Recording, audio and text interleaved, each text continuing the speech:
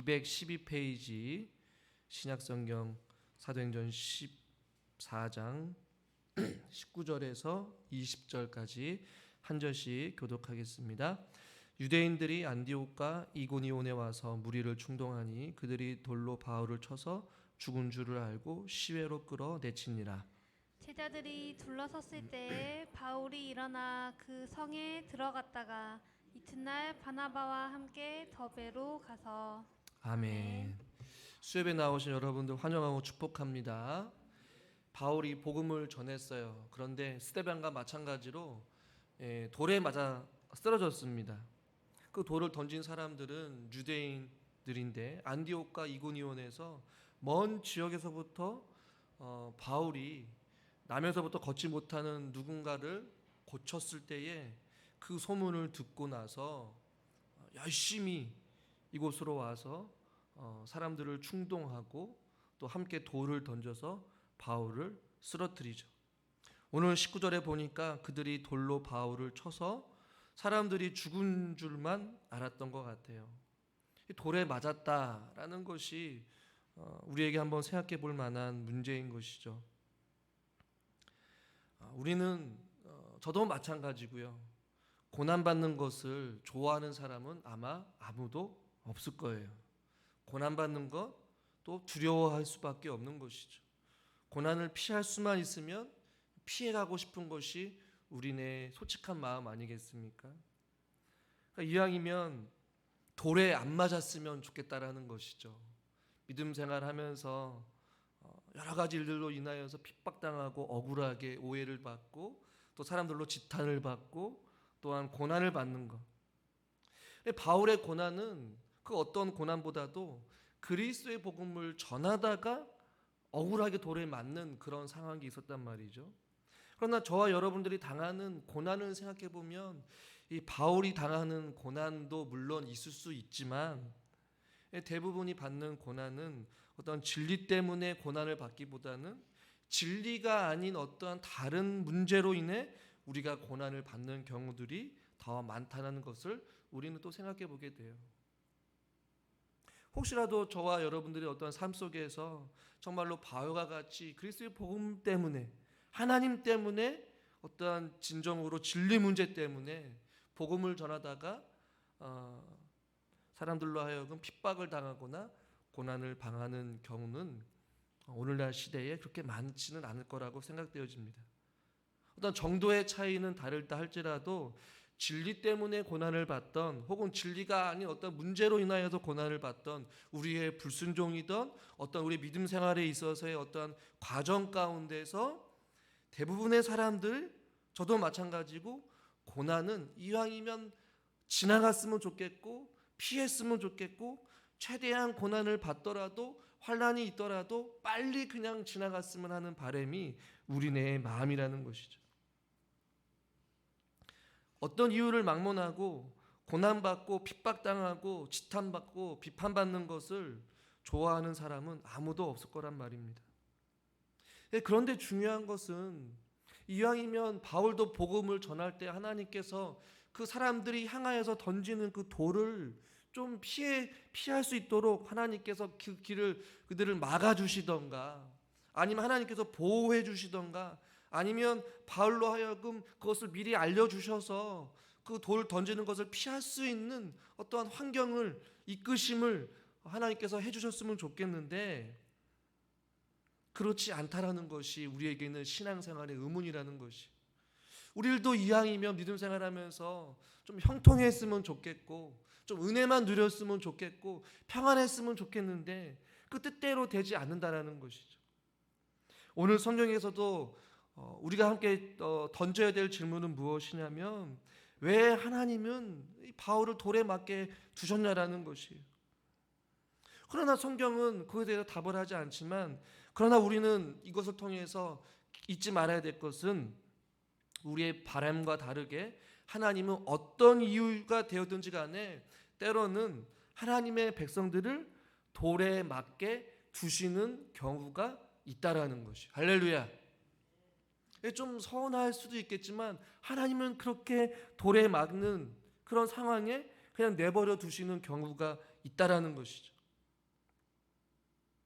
그것도 바울과 같이 복음을 전하다가 혹은 우리가 믿음을 지키면서 살려고 할 때에 주님 뜻대로 순종하면서 살아감에도 불구하고 우리들이 때로는 돌을 맞을 수 있는 그런 고난과 아픔의 현장에 그냥 두시는 경우도 있다라는 것이에요. 이것이 하나님의 뜻이라는 것이죠. 성경에 예를 들면 많이 있어요.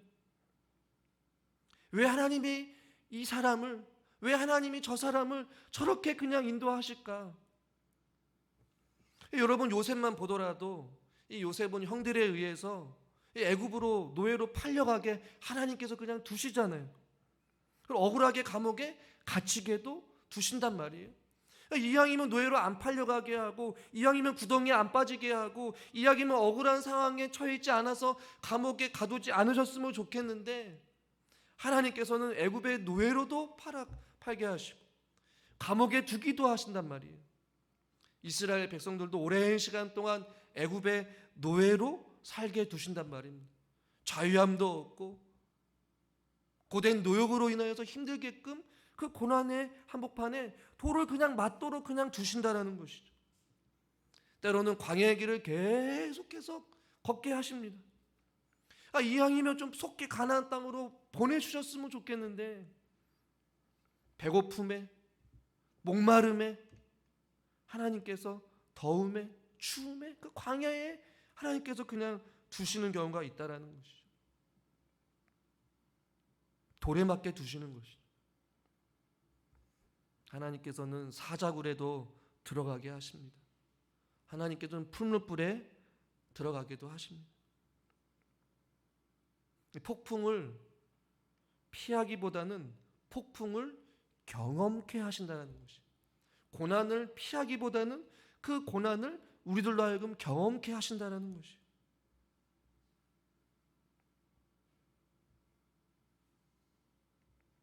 저와 여러분들도 마찬가지 아니겠습니까? 하나님께서 때로는 막막한 현실의 그 한복판에 그냥 하나님께서 두실 때가 있다는 것이, 때로는 그 끝이 없는 고난의 길을 계속해서 걷게 하실 때도 있다는 것이죠. 삶의 힘든 여정을, 그 오르막길을, 그 어둡고 캄캄한 그 길, 불안하고 염려가 엄습해오는 그 인생의 길을 걸어가게끔 하나님께서 두신다라는 것이죠. 때로는 눈물의 시간, 때로는 슬픔과 아픔의 시간 속에 저와 여러분들을 두신다라는 것이에요. 바울은 복음을 전했는데 주님 때문에 그 돌을 맞고 있잖아요. 심지어 독생자 아들 예수 그리스도도 십자가에 못 박혀 죽게 두신다라는 거예요. 왜 그럴까요? 우리는 그 하나님의 선하신 뜻과 계획이라고 표현하지만 막상 그 현실 앞에 서게 되면 그 답을 못 찾을 때가 참 많이 있어요. 되돌아보면 하나님의 은혜였고 하나님께서 나에게 뭔가를 깨닫게 하기 위한 하나님의 선하신 뜻이라고는 하지만 막상 그 어려움과 고난과 핍박과 억울한 상황 속에서는 그것을 헤아리지 못할 때가 많이 있다라는 것이죠. 그러나 성경은 우리에게 어김없이 그럼에도 불구하고 이렇게 가르쳐 줍니다. 무엇이라고요? 한번 따라하겠습니다. 고난이 유익이다. 고난이 유익이다라고. 그래서 좀 하나님 아버지 앞에서는 마음이 아프겠지만 그 사랑하는 독생자 예수 그리스도를 십자가에 못 박아야지만이 우리를 살리실 수 있기 때문에 그 십자가의 한복판에, 그 고통의 한복판에 예수 그리스도를 십자가에 달려 죽게 두신다라는 것이죠. 마찬가지로 우리들도 그 고난 앞에, 핍박 앞에, 어려움 앞에 두시는 이유는 그것이 우리에게 유익이 되기 때문에 하나님께서 그렇게 하시는 경우가 있다는 것이죠. 그냥 돌에 맞게 두신다는 것이죠. 욥기서 23장 10절에서 그래서 욥이 이런 고백을 하죠. 같이 한번 읽겠습니다. 그러나 내가 가는 길을 그가 아시나니 그가 나를 단련하신 후에는 내가 순금같이 되어 나오리라. 앞부분을 보면 그러나 내가 가는 길을 그가 어떻게 하신다고요? 아신다. 우리가 걸어가는 길이 어떤 길인지 주님께서 아신대요. 그 길이 아픔의 길이고 때로는 가시밭길이고 고통의 길이고 슬픔의 길이고 외로운 길인 그 길을 주님께서 아신다는 거예요. 근데 아심에도 불구하고 돌에 맞게끔 그 가시밭에 찔려서 걷게끔 그 슬픔의 길, 그 고독한 길, 그 외로운 길, 그 힘들고 지친 그 길을 아심에도 불구하고 두신다라는 것이죠. 그리고 그걸 단련시킨다는 것이죠.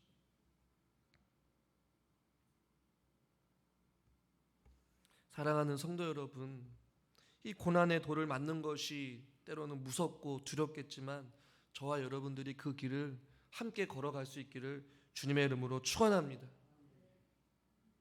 그 길이 때로는 힘들기도 하고 때로는 신앙을 내려놓고 싶을 만큼 고통스럽다 할지라도 우리는 그때마다 저와 여러분들의 죄를 위하여서 묵묵히 그 십자가의 길을 걸어가신 그 주님을 생각할 때마다 우리는 그 길을 걸어갈 수 있다는 것이죠. 그 길이 때로는 가시밭길처럼 따갑고 힘들고 고통의 길이라 할지라도 주님이 걸어가셨기 때문에 우리도 그 길을 걸어갈 때에 그 고난 뒤편에 있는 하나님의 선하신 뜻과 하나님의 섭리를 우리는 보게 될 줄 믿습니다. 그 고난이 우리에게 유익하기 때문에 하나님은 바울에게 돌을 던졌을 때에 그 돌을 맞게 두신 것이고 저와 여러분의 삶도 그렇게 이끄실 때가 있다라는 사실을 잊지 마시기를 바랍니다. 그러니까 왜 나에게만 이런 돌이 자꾸 향해 던져오는지에 대해서 불망하고 불편할 것이 아니라 주님도 그런 인생을 사셨고 바울도 그런 인생을 사셨듯이 우리들도 복음 때문에 믿음을 지키다가 하나님 말씀에 순종하며 살다가 처한 그 환난과 고통과 아픔이 당연하다라는 것을 인식하시고 살아가기를 주님의 이름으로 축원합니다.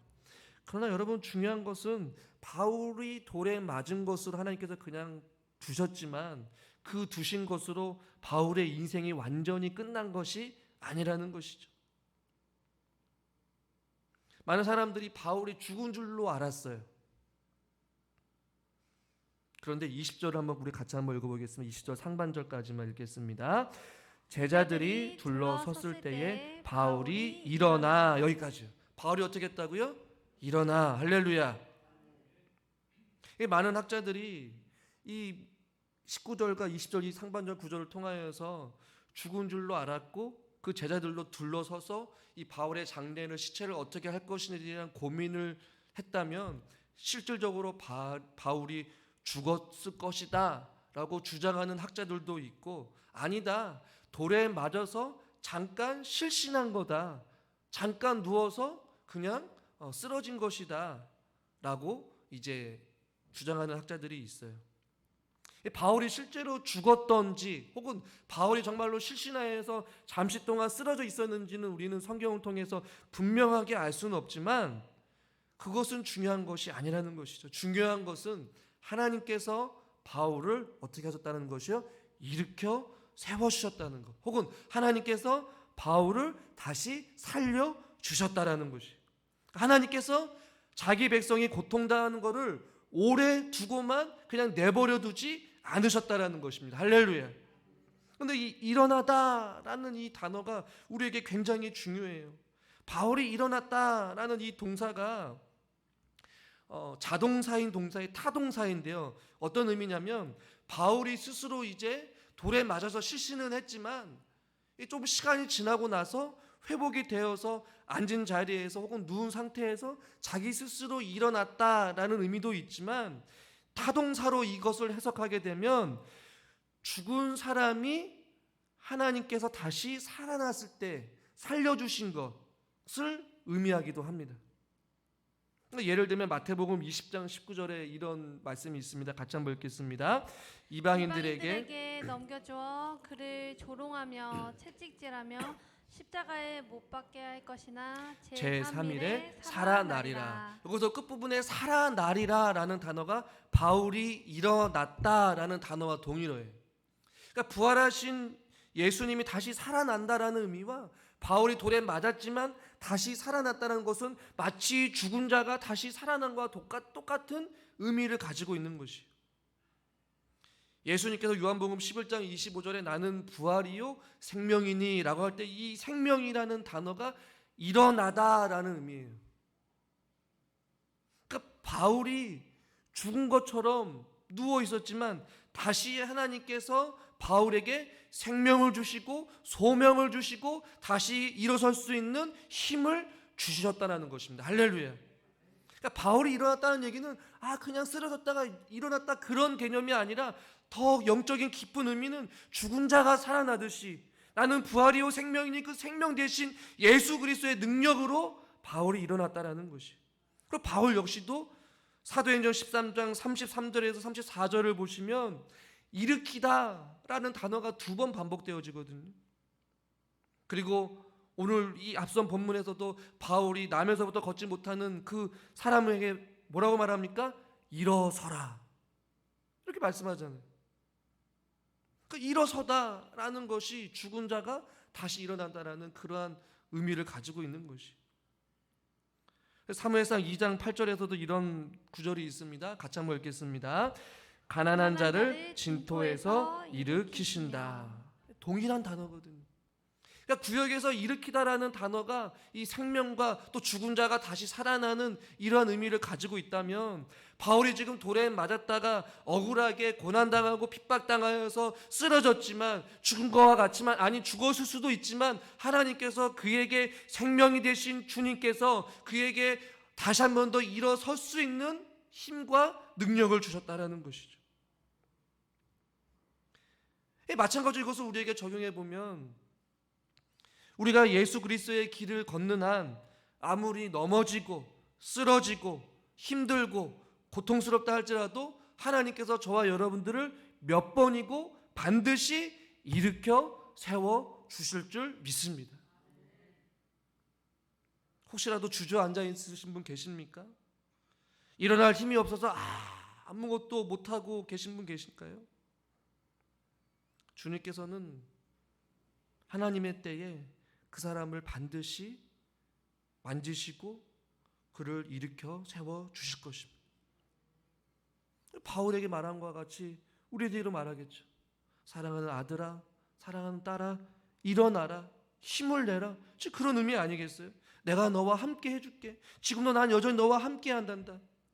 아들아, 힘들지? 오르막길을 걷는 것, 가시밭길을 걷는 것, 억울하게 핍박을 당하는 것, 억울하게 비판을 당하는 것, 나 때문에 온갖 멸시와 천대를 무시를 당하는 것, 나 때문에 손해보는 것 힘들지? 그러나 내가 너와 함께 해줄게. 내 손을 잡으려. 믿음을 지키면서 살아가다 보니까 눈물이 나고 힘들고 지칠 때마다 주님이 우리의 눈물을 닦아주시고 주님 품 안에 우리를 안아주시는 것이. 바울이 다시 일어난 것처럼 저와 여러분들에게도 오늘 하루를 살아갈 힘과 능력을 주실 줄 믿습니다. 사랑하는 성도 여러분과 제가 다시 한 번 더 일어날 수 있기를 주님의 이름으로 간절히 축원합니다. 주저앉아 있지 마십시오. 주님께서 우리를 붙잡고 계십니다. 바울이 일어났다. 주님께서도 일어나셨고 바울도 돌에 맞았지만 하나님께서 일으켜 세워주셨고 우리의 인생이 폭풍 가운데 쓰러지고 넘어진다 할지라도 주님은 다시 한 번 더 우리를 붙잡고 일으켜 세워주실 것입니다. 사랑하는 자야, 나와 함께 가자. 그 주님의 사랑스러운 음성을 통하여 우리가 힘을 얻고 위로를 얻고 다시 한 번 더 우리의 삶이 회복되어서 주님과 함께 그 십자가의 길을 우리가 같이 함께 걸어가면 너무나도 좋겠습니다. 기도하겠습니다. 하나님 아버지, 바울이 돌에 맞아 쓰러졌지만 하나님께서 바울을 다시 한 번 더 일으켜 세워 주신 줄 믿습니다. 우리도 때로는 넘어지고 때로는 돌에 맞아 상처로 인하여서 아픔으로 인하여서 또 인생의 어려움 가운데 힘들고 지칠 때마다 쓰러져 있는 우리들을, 주저앉아 있는 우리들을, 낭망하고 있는 우리들을 염려하고 근심하고 눈물 흘리며 앉아있는 우리들을 찾아와 주셔서 우리를 위로해 주시고 우리를 다시 한 번 더 일으켜 세워주시는 참 좋으신 하나님이 여전히 우리와 함께 하신 줄 믿습니다. 때로는 그 고난을 피하고 싶고 때로는 그 고난을 내려놓고 도망치고 싶은 마음이 있겠지만 그 고난이 나중에는 우리에게 말할 수 없는 은혜요 유익이라는 것을 우리가 잊지 않게 하여 주시고 주님께서 우리를 붙잡은 그 손을 놓지 않고 주님만 따라갈 수 있는 믿음의 사람들이 되게 하여 주시옵소서. 예수님의 이름으로 간절히 기도드리옵나이다. 아멘.